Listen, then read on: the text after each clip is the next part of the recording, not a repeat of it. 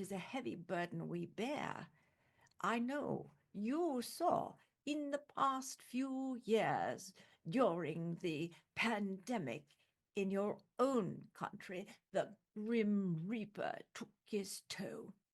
I too recall those harrowing days in my own practice. Death and disease, they are relentless foes. And make no mistakes, in that war we are forever engaged. But we are not defenseless. No, we have been given the means to fight the simplest acts for infection control, washing our hands, providing fresh air, maintaining cleanliness. Yes, the path of nursing is not an easy one. These are our weapons of unseen enemies.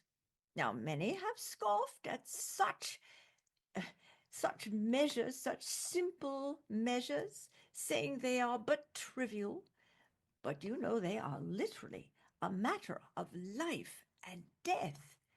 So do remember to stave off infection, be ever vigilant. Now, during your close encounters with patients, of course, you must wash your hands frequently, thoroughly, and without exception, because infection creeps when neglect allows it.